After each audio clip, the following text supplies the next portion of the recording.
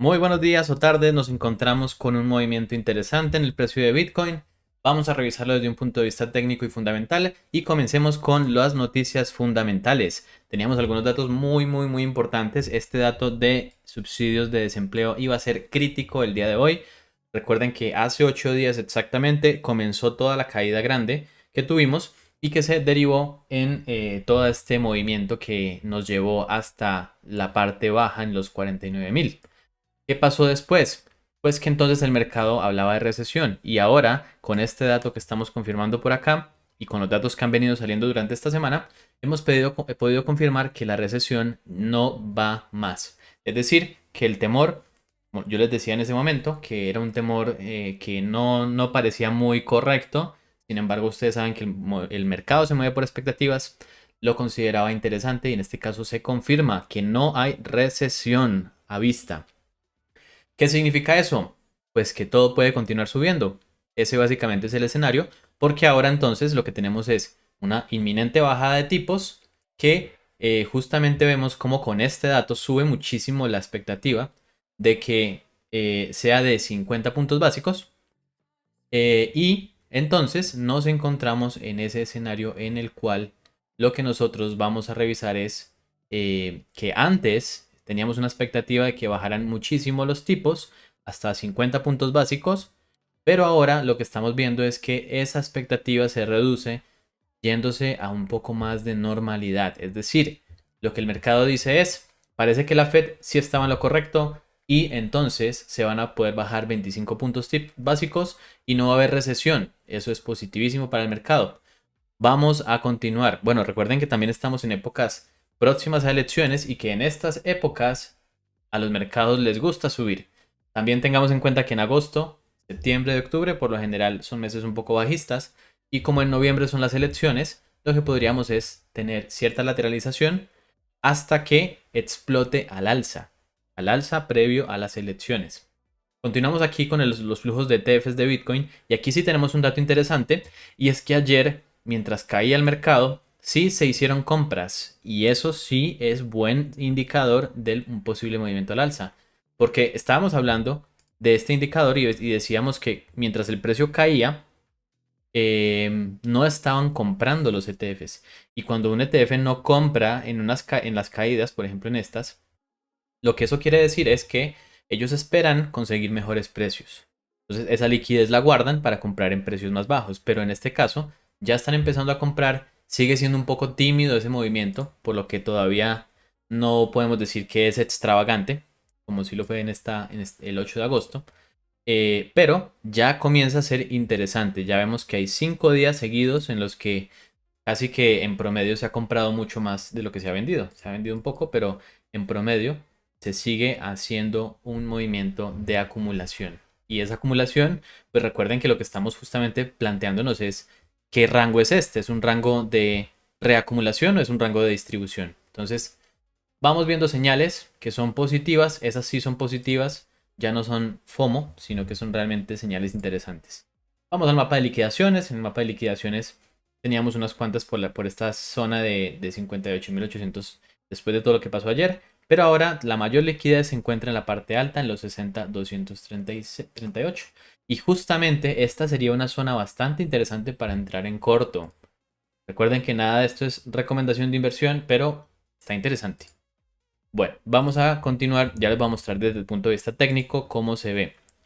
Tenemos aquí entonces el Fear and Greed Index y seguimos en miedo todavía. Estamos en miedo. Eso es bien positivo porque el precio se ha venido moviendo durante este rango que ya está, digamos que aceptado por los mercados y no se ha puesto el mercado en modo FOMO. Es decir, que este indicador nos apoya para una posible subida también. Entonces vemos que hay varias confluencias. Recuerden que el trading se trata de confluencias que nos hablan de cosas interesantes. Ahora vamos a ver el día de hoy. El día de hoy entonces en los mercados financieros se tomaron súper bien la noticia de esta cancelación, por decirlo de alguna forma, por decirlo de forma jocosa, de la recesión. Se cancela la recesión por ahora y entonces los mercados se lo toman a bien. Ahora entonces, con esa expectativa descontada, lo que nosotros vamos a revisar, y es que es bien interesante porque el dólar sube y también suben los elementos de renta variable. Vamos a tratar de entender eso, ya los voy a explicar. Pero entonces, en general, suben los mercados, pero también sube el dólar. Sube bastante. Entonces, vamos a ver, desde aquí subió casi un 1%. Entonces, ¿por qué un dato positivo para el dólar termina siendo positivo para los mercados también? Es básicamente por esa expectativa de recesión. Ahora que esta expectativa se ha descontado, lo que yo esperaría es que ahora, en este momento y en adelante, se comiencen otra vez a correlacionar negativamente los mercados. Es decir, veíamos que cuando todo caía, todo caía. Hablo específicamente de la caída del lunes, en la que cayeron todos los elementos, incluyendo el oro, incluyendo el dólar. Y ahora lo que vemos es que sube el dólar y suben también los mercados. Eso para mí es simplemente el descuento de expectativa de que no va a haber una recesión. Ahora, después de que ya se descontó ese temor, entonces, lo que sigue es una correlación negativa de nuevo. Entonces, ahora sí, yo creo que los movimientos del dólar contra Bitcoin y contra los diferentes criptoactivos va a ser un poco más conservador, más normal, en el que se relacionan de forma negativa. ¿Qué significa que se relacionen de forma negativa? Básicamente que si el dólar sube, Bitcoin baja y viceversa. ¿Vale? Bien, vamos a ver entonces el precio de Bitcoin dentro de otras noticias. El gobierno de Estados Unidos ha vuelto a vender. Ya sabemos entonces que este era uno de los temores que se tenían ayer. También teníamos el temor de MTGOTS. Pero por otro lado tenemos ya noticias positivas en las que se sigue impulsando la adopción de Bitcoin en América Latina específicamente. Y por otro lado tenemos una noticia que puede ser un fundamental. Puede ser porque todavía no se ha confirmado que sea algo de lo que tengamos que estar totalmente preocupados. Recuerden que nosotros lo que hacemos en el mercado es adelantarnos. Director general de la OMS declara el brote de viruela símica, emergencia de salud pública de importancia internacional. ¿Qué significa esto? ¿Que es una pandemia? Todavía no, ¿vale? Entonces, no descontamos todavía esa expectativa. En caso de que se llegase a confirmar algo más, ya lo consideraríamos como un poco más peligroso. Antonio ya nos hablaba, uno de los suscriptores nos hablaba sobre esto y tenía razón. Sin embargo, todavía es algo simplemente sobre lo que tenemos que prestar atención. Entonces tenemos en este momento un escenario y ahí es donde vamos a entrar entonces al precio técnico en el que tenemos tres posibles fundamentales. Recuerden que son posibles porque todavía no se han ejecutado. Una cosa es la noticia, la que sale, esta es la noticia, y otra cosa es el fundamental que tiene impactos económicos directos y de largo o mediano plazo. En este caso tenemos tres fundamentales que nos pueden tumbar el precio y romper el rango para abajo. ¿Cuáles tres son esos? El fundamental del movimiento que está ocurriendo en Medio Oriente entre Irán e Israel. El segundo es las ventas de MTGOTS. Y el tercero sería este que estamos viendo sobre la OMS. Entonces, vamos a revisar exactamente cuál de esos son los que van a reinar, porque por otro lado todo el mercado macroeconómico apunta al alza. Entonces tenemos un mercado en el cual toda la parte macroeconómica nos impulsa, pero hay tres fundamentales que nos pueden tumbar el precio.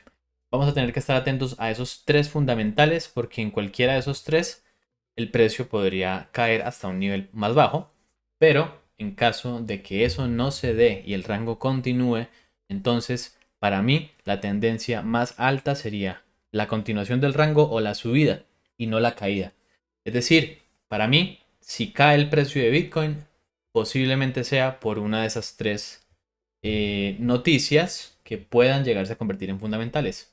Vemos por otro lado que el BITS, que es el índice de miedo, el índice de volatilidad y miedo, es decir, es el índice de volatilidad, pero se usa mucho para entender el miedo del mercado, viene en una caída impresionante, es decir, el mercado está estable. Eso es lo que nos quiere decir este índice y eso es bastante positivo para el precio de Bitcoin y para las diferentes criptomonedas. Ahora sí, entonces volvamos y ya revisemos de forma práctica el panorama de Bitcoin desde una perspectiva técnica. Va a ser un poco corto porque ya lo tenemos analizado desde hace algún tiempo. Volvamos entonces a revisar. Gráfico semanal, no tenemos ningún cambio, definitivamente no. Lo único que sí vemos es que hay mínimos más bajos, por un poco, pero sí, siguen siendo mínimos más bajos. Así que tenemos esta línea de tendencia en gráfico semanal. No nos dice mucho, podríamos tranquilamente seguir en este rango y romper pero cuando rompamos va a ser bien interesante porque entonces estamos hablando del inicio posible de la bull run, ¿vale? No lo hemos roto y tenemos todavía esa directriz bajista que nos ha limitado el precio. Nada que decir aún. Lo que decíamos es que son velas de indecisión total. Vamos a ver cuándo rompen con cuerpo, ya sea para arriba o ya sea para abajo. Vamos a tener que esperar un poco en gráfico semanal.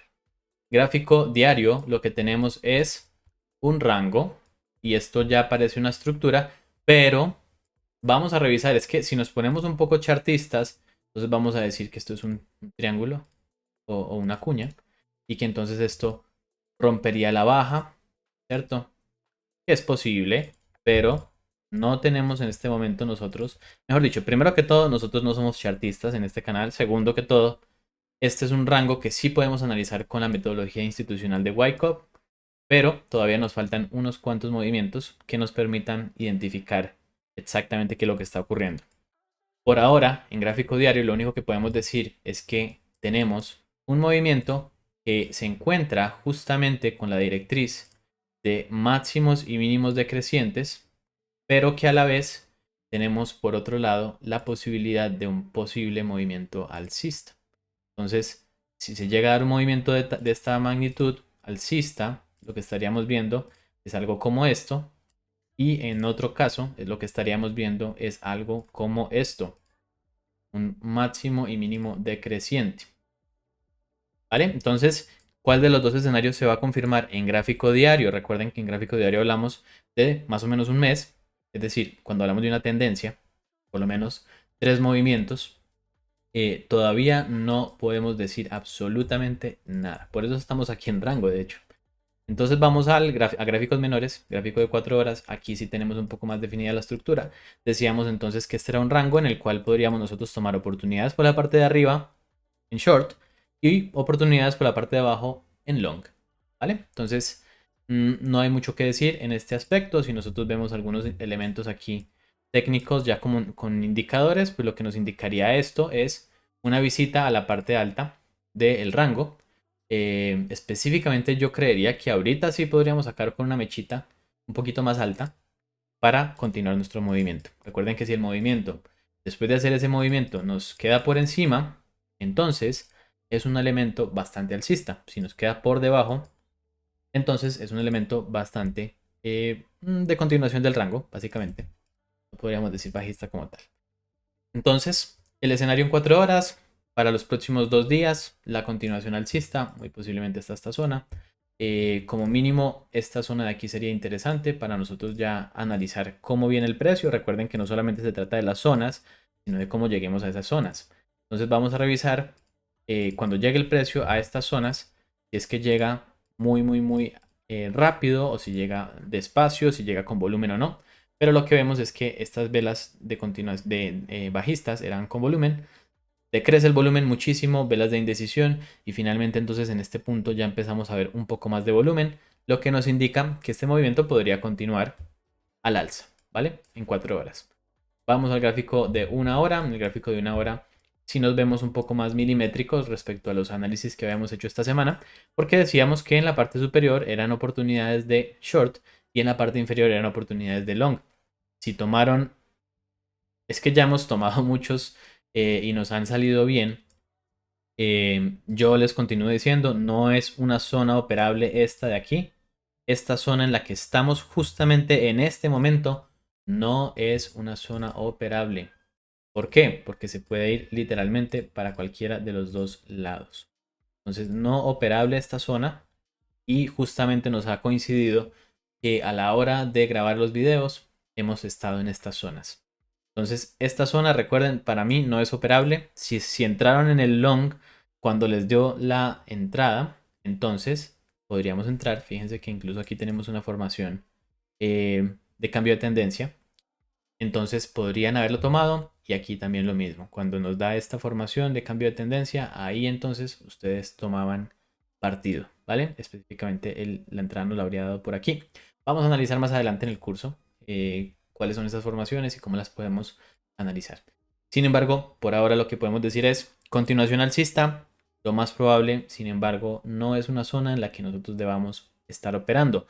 ¿Y por qué no debemos estar operando justo en esta zona? Pues porque si nosotros nos ponemos a revisar este rango, pues esta es la zona de volumen importante, el POC, y esta es la otra zona que tenemos marcada como importante.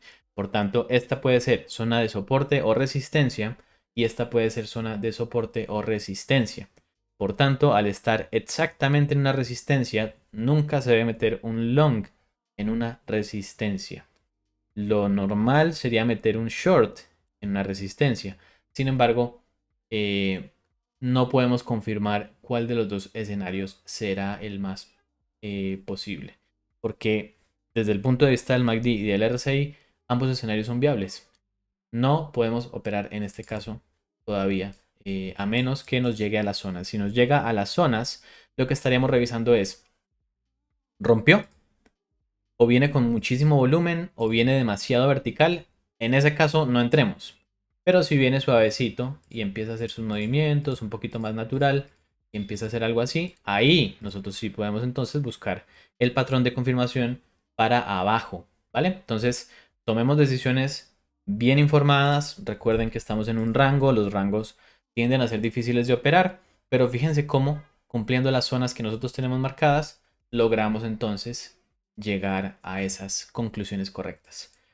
Bueno, espero que tengan un excelente día, que sea de utilidad. Recuerden, por favor, si esta información es útil para ti, deja un comentario, deja un like, que es muy útil para el crecimiento de este canal. Si no te has suscrito, también dale clic al botoncito, no cuesta nada y al final me manda una imagen a mí y a YouTube de que este canal puede seguir adelante. Recuerden que estamos aquí para ustedes. Un feliz día para todos y nos vemos.